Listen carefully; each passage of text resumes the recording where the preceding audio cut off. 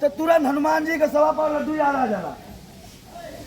अब माना ना माना तो मत माना, लेकिन दावा कोनो चीज के मत करा। अब माना कि भगवान हुआ तो ओकर दावा मत करा कि नहीं भगवान के हम पूरा जानत थी।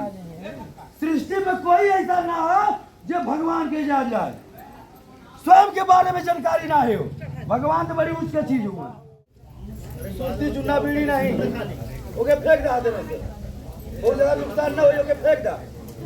हाँ भाई मत सोचा कि नहीं हमारे बनावट खा दी तो हमें कहाँ पता चली।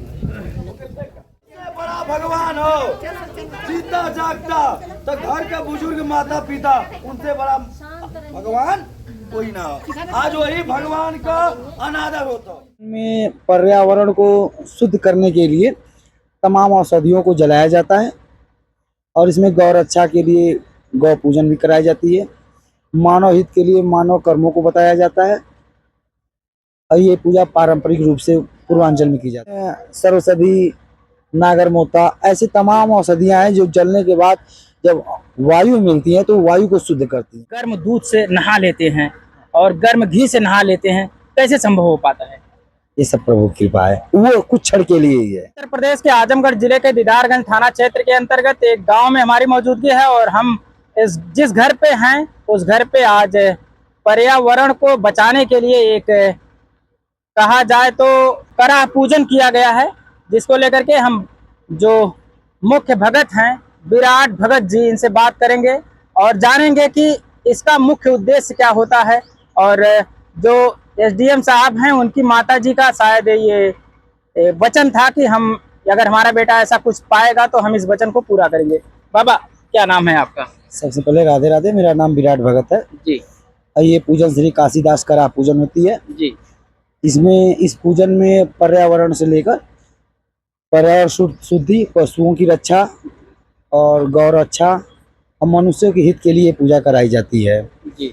इस पूजन में पर्यावरण को शुद्ध करने के लिए तमाम औषधियों को जलाया जाता है और इसमें गौ रक्षा के लिए गौ पूजन भी कराई जाती है।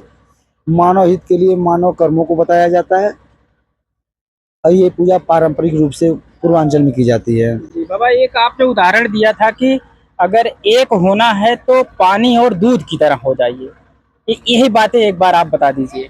देखिए, पानी और दूध होने का कारण ये मतलब अर्थ ये है कि अगर परिवार में विघटन नहीं करना है तो जैसे दूध में पानी डालने पे एक हो जाते हैं, मिल जाते हैं, उनको निकाल पाना मुश्किल होता है, वैसे मिलना चाहिए।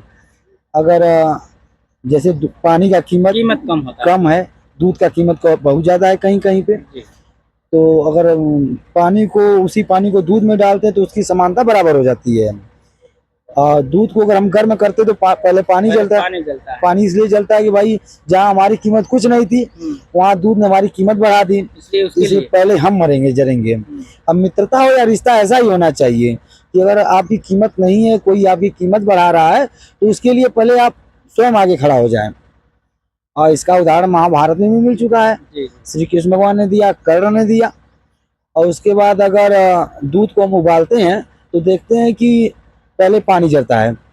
पानी इसलिए जलता है कि जहाँ हमारी कीमत कुछ नहीं थी, दूध की कीमत हमारे बराबर हो गई, तो पहले हम जलेंगे दूध के लिए। और जब दूध में पानी जल जाता है तो दूध में उबाल आता है। दूध का संदेश ये है कि जब पानी नहीं, मेरा मित्र ही नहीं, तो इस संसार में रह के हम क्या करेंगे। उसके लिए उबाल आता है। अब उबाले हुए दूध में अगर 4 बूंद पानी मार दिया जाए तो दूध फिर बैठ जाता है। उसका संदेश ये होता है कि हमारा मित्र वापस आ गया समझाने के लिए, तो हमको बगावत करने की जरूरत नहीं है। और आज के संसार में क्या हो रहा है कि दूध में नमक नींबू वाला कार्य हो रहा है। नमक नींबू वाला कार्य ये हो रहा है कि 2 मित्र के बीच में, 2 भाई के बीच में या परिवार के किसी भी व्यक्ति के बीच में नमक नींबू डालने वाले बहुत से लोग हैं। जहाँ 2 लोग के बीच में तीसरे की व्यक्ति की बात राय जो उपाय होती है वो अच्छी लगने लगे तो समझ लिए कि परिवार का विघटन सुनिश्चित है। हुआ था महाभारत में, कौरव पांडव के बीच में मामा ने वो बात बोलना शुरू कर दिए और महाभारत हो गया। तो ऐसा होता है। और रामायण में ही देख लीजिए,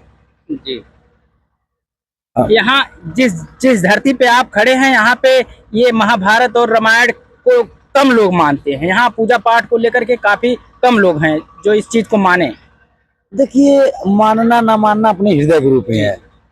वही बात बोले थे ना कि आप किसी रिश्तेदारी में जाइए तो आपको अगर कुर्सी मिल जाएगी तो बोलेंगे अरे हम कुर्सी पे बैठेंगे, इतना बढ़िया वस्त्र पहन के आए, हमको सोफा बैठना चाहिए। अब पूजा कराने के लिए हम भूमि पे करते हैं। अब इतनी बड़ी सामर्थ्य हम लोग के अंदर नहीं कि भगवान को भूमि बैठा लें। एक लाइन है कि भक्त के अटल प्रेम में हरि के नियम बदलते देखा, भक्त का मान टले ना टले हरि का मान टलते देखा। तो भगवान भी विवश हो जाते हैं जब भक्त मिल जाए तो। हाँ, लेकिन भक्ति उस प्रकार की होनी चाहिए। तो यहाँ भक्ति स्वार्थ के रूप में हो रही है। हाँ, अभी कोई काम हमारा रुक जाए तो मंदिरों के चक्कर लगाते लगाते आप नहीं थकेंगे। और काम बन जाए तो फिर कौन सा मंदिर, काहे का धर्म, काहे का कर्म। और यहाँ जो मनुष्य है वो अपने हित के लिए दूसरों का हित ज्यादा कर रहा है, अपने हित के लिए दूसरों का हित ज्यादा कर रहा है। अब ये बताइए कि पर्यावरण का हित हो रहा है, बहुत ज्यादा हो रहा है। बीच में एक बीमारी निकली थी, कोरोना निकली थी ना, और उस समय जब कोरोना निकली तो भाई इलाज उसका हुआ, वैज्ञानिकों ने इलाज भी निकाला, ऐसा नहीं कि वैज्ञानिक भी सहायता किए, लेकिन यज्ञ पूजन बहुत ज्यादा होने लगा। जब यज्ञ पूजन अधिक मात्रा में होने लगा तो पर्यावरण की जो हवा है ये सब शुद्ध होने लगी, और जब हवा शुद्ध होने लगी तो बीमारी कम होने लगी। तो आपको अगर पर्यावरण का अगर अहित करेंगे तो उससे ज्यादा अहित पर्यावरण आपका कर देगा। हाँ, यानी ये जो पूजा हुई है एक प्रकार से पर्यावरण को सुरक्षित करने के लिए। इसमें सरौषधि, नागरमोता, ऐसी तमाम औषधियां हैं जो जलने के बाद जब वायु मिलती है तो वायु को शुद्ध करती हैं।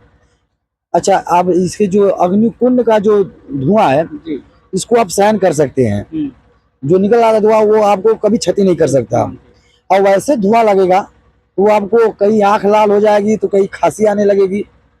इसमें इसलिए ये क्षति इसलिए नहीं करेगा क्योंकि इसमें औषधि मिली हुई है। बाबा जी, ये एक चीज और, जो आप उस गर्म दूध से नहा लेते हैं और गर्म घी से नहा लेते हैं, कैसे संभव हो पाता है? ये सब प्रभु की कृपा है, वो कुछ क्षण के लिए ही है, कुछ क्षण के लिए। इसमें कोई वो नहीं है कि नहीं हमेशा हो जाए, ऐसा कुछ नहीं होता है, कुछ क्षण के लिए है। किस जगह पे आए थे आप? जिस जगह आए थे कैसे आपको बुलाया गया था? आपका कुछ होगा जिसके द्वारा आपको बुलाया जाए, संपर्क सूत्र वगैरह? हाँ, ये लोग हमारे यहाँ पहुंचे थे जी। विराट भगत के नाम से लोग जानते हैं, वाराणसी चौबेपुर थाना के अंतर्गत गांव है। वहाँ पहुंच के लोग हमको निमंत्रण दिया कि नहीं पूजा करवाना है, और जब पूजा का नाम है भाई तो चलना पड़ेगा। तो तभी आए। कोई बुलाना चाहे तो कैसे बुलाएगा? बिल्कुल, आप वाराणसी में चौबेपुर थाना के अंतर्गत सोनई बथरा गाँव है। सोनई बथरा गाँव में आप किसी से भी पूछ लेंगे विराट भगत तो कोई बता देगा हमारा पता। मुलाकात हो जाएगी। आप लोग एक नारा और लगाइए जी, जातिवाद से हट के समाज सुधारने का नारा, जातिवाद का नारा नहीं, मानवता का नारा, और गौ रक्षा और बेटी रक्षा, ये दो नारा उज्जवल करिए, तभी हमारे देश को उज्जवल भविष्य बनेगा। अब बच्चों के अंदर संस्कार, लोग पूछते हैं सबसे बड़ा भगवान कौन, तो सबसे बड़ा भगवान माता पिता, उनसे बड़ा भगवान। ये भी बातें आपकी बहुत अच्छी लगी, क्योंकि हम लोग भी ज्यादातर उसी पर ध्यान देते हैं जो बातें आपने यहाँ बताया, वो जरूरी है। सबसे बड़ा भगवान वही माता पिता ही है।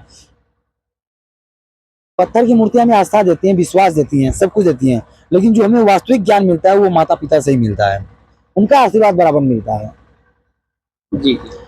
बखिया सब प्रभु की लीला है। सबको अच्छा राधे राधे, जय श्री कृष्ण। बहुत धन्यवाद। देखिए, हमने बाबा जी से तमाम बातें किया जो उन्होंने बताया। आप लोग अगर पूरी वीडियो देखेंगे तो उसमें जो 40-45 मिनट का हमने लाइव वीडियो दिखाया है तो उसमें आप पूरी जानकारी ले सकते हैं। बहुत बहुत धन्यवाद।